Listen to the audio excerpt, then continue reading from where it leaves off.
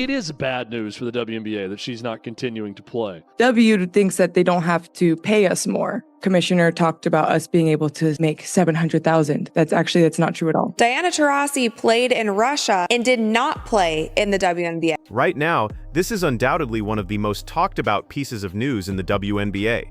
Caitlin Clark, widely regarded as one of the brightest and most talented players in the league, has made the shocking decision to leave the WNBA and pursue her professional career overseas. The sellouts. Caitlin asked the WNBA if they would pay spot bonuses to the away team player. This decision, while unexpected, is something that is beginning to make a lot more sense when we take a closer look at the reasoning behind it.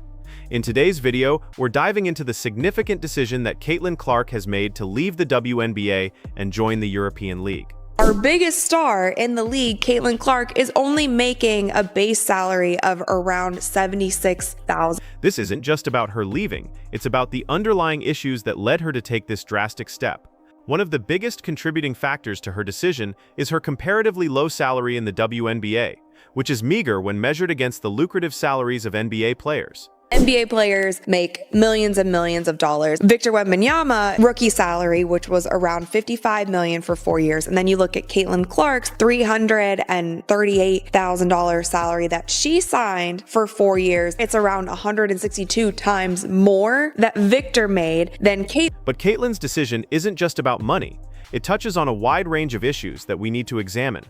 These include racial prejudices, ongoing problems with refereeing, the WNBA's treatment of her, and the glaring lack of recognition she has received despite being one of the most marketable and exciting players in the league. Caitlin Clark was the solution for so many things, but so many players, coaches are also painting her out to be the problem. There was all of this just nonsense about things that Caitlin was doing wrong when, in my personal opinion, she was doing nothing but going out there and playing great basketball every night and ignoring the hate that was coming to her from all sides. She was getting all of that, yet all of these eyeballs were coming to the league because of her.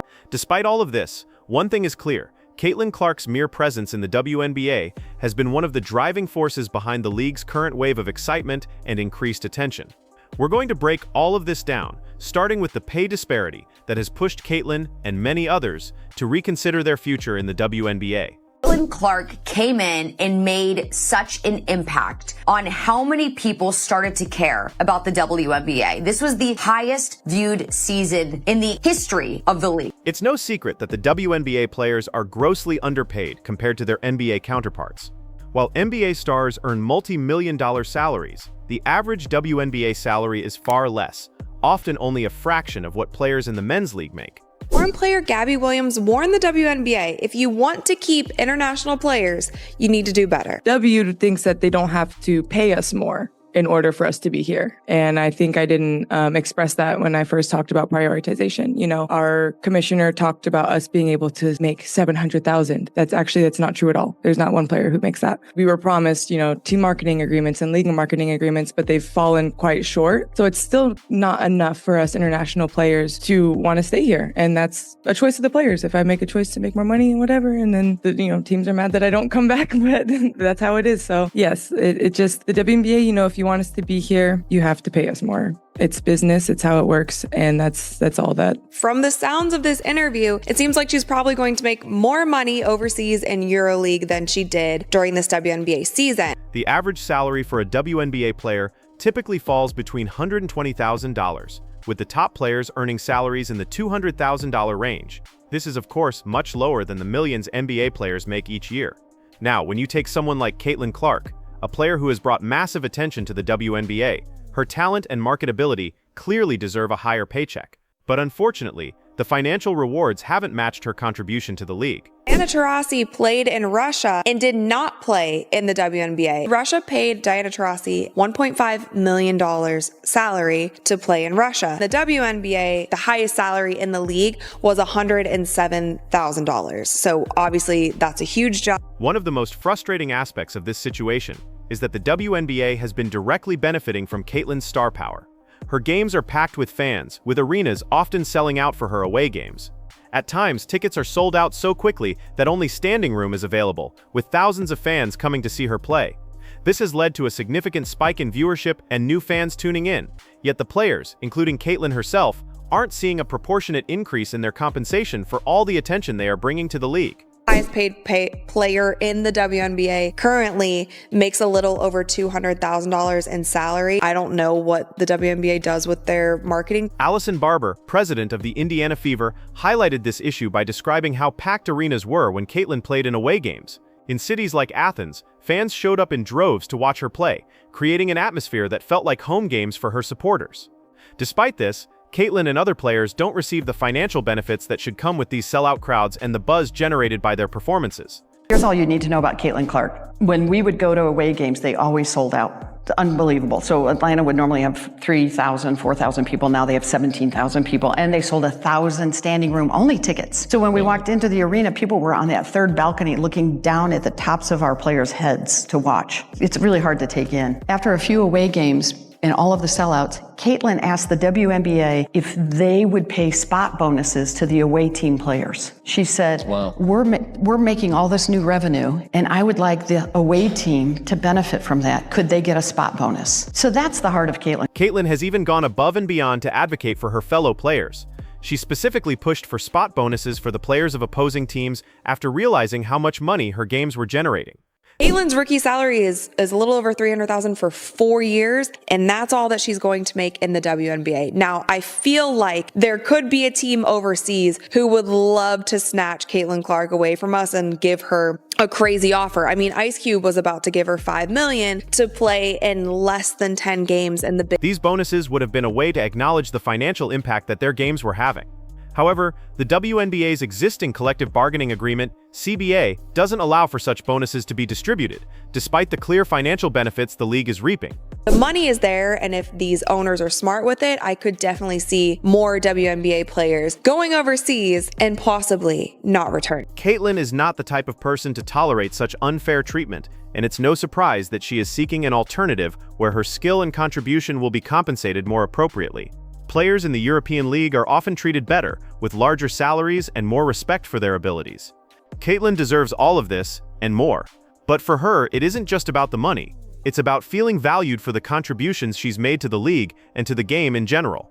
Unfortunately, the WNBA is failing to deliver that. Caitlin was still advocating for players on the other team to get bonuses because she saw the kind of money and eyeballs and viewership that all of this was generating. In addition to the financial disparity, Caitlin's decision to leave the WNBA was also influenced by the racial dynamics that have permeated the league. She's faced severe criticism, not only from fans but also from players and coaches who have sometimes ignored her achievements or undermined her significance in the league. This season has been nothing short of a mess. It has been so unprofessional, and they need to step it up, Despite Caitlin's undeniable skill and remarkable accomplishments, she has been unfairly framed as part of the problem rather than the solution to the league's struggles.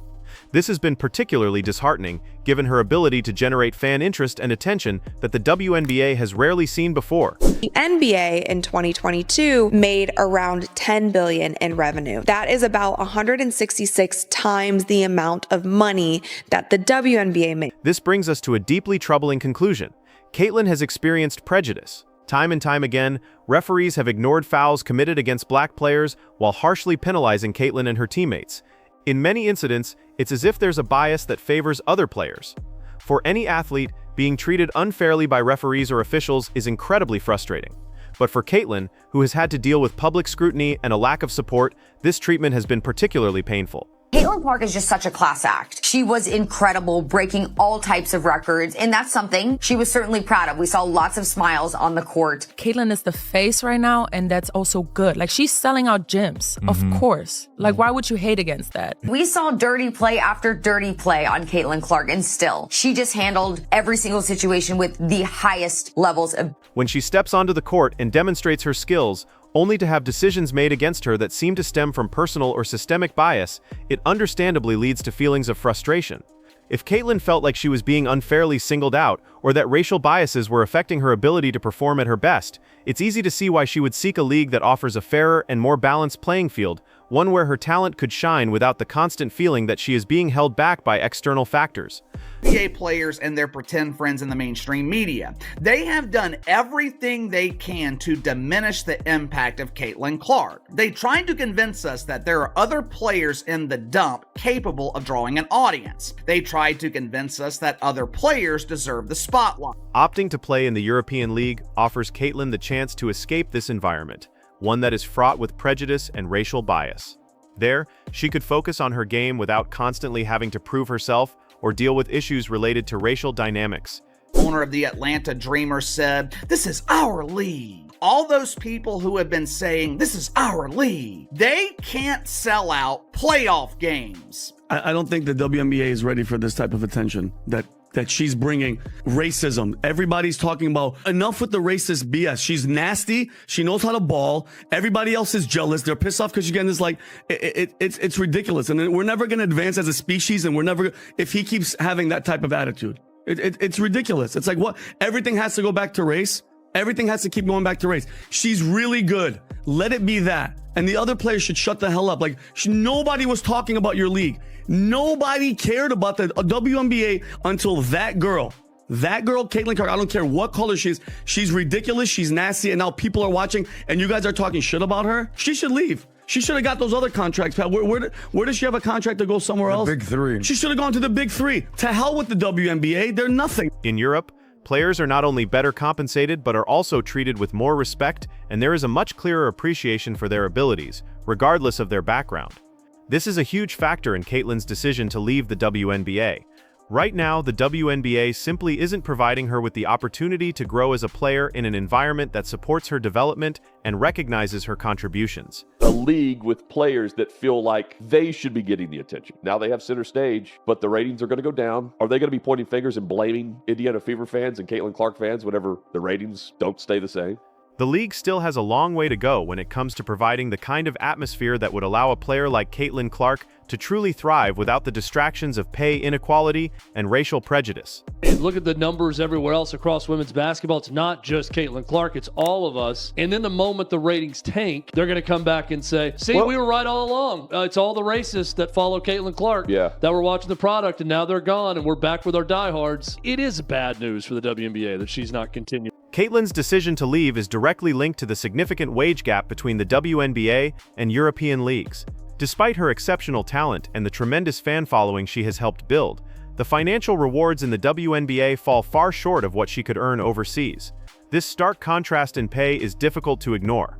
Points by a point guard in a season in WNBA history. Most double-doubles by a rookie guard in WNBA history. Most points by a rookie in WNBA history. Most assists by a rookie in the history of the WNBA. First WNBA rookie to record 2 triple-doubles. First triple-double by a rookie in WNBA history. First triple-double in Fever history. The first player to be named WNBA Player of the Month and Rookie of the Month in the same month. First player in WNBA history with 20 or more points, 15 or more assists, and 5 or more rebounds in a game. She won Rookie of the Month 4 times. Eastern Conference Player of the Week 3 times, single season rookie record for assists, single season rookie record for 3-pointers, single game record for assists, 19, franchise record for most double-doubles, 3-pointers, career 10 or more assists in a game, franchise record for most career 10 or more assists in a game. Fastest WNBA player to reach 100 3-pointers. She did it in 34 games, most assists by a rookie in a WNBA All-Star game for which she received the most fan votes ever, 700,000 of those. Fastest player to reach 350 points and 150 assists to start a season regardless of years in the league. People will say, pay more attention to the other folks. Like, she couldn't do it herself. You know, LeBron has teammates, Jordan had teammates. I understand. To put things in perspective, let's take a look at the numbers. The average salary for a WNBA player is between $120,000 per season, with the top players earning in the range of $200,000. In comparison, top players in European leagues can earn up to $1 million per season, with some players even able to secure higher salaries based on their performance and marketability. For players like Caitlin, who have the talent, following, and marketability to command higher salaries, the financial incentives to move overseas are hard to resist. Additionally, the statistics showing an increase in viewership for Caitlin's games clearly demonstrate the impact she's had on the WNBA's popularity. Caitlin Clark has been the best thing, the most dominant thing to happen to the WNBA ever. Remember, there's been good players come out of college, but nobody really cared. They'd seen it. Nobody really cared. Caitlyn has been a key factor in the surge of new fans and higher engagement with the league, making it even more difficult to understand why her compensation remains so far below what she deserves. In conclusion, Caitlyn Clark's decision to leave the WNBA is a direct result of the league's inability to provide her with the respect, recognition, and financial rewards that she has earned. The wage disparity, combined with ongoing issues of racial prejudice and unfair treatment, has led her to seek a more supportive environment where her skills are both valued and compensated fairly. This is a tough but necessary decision for her future, and it sends a powerful message about the need for change in the WNBA,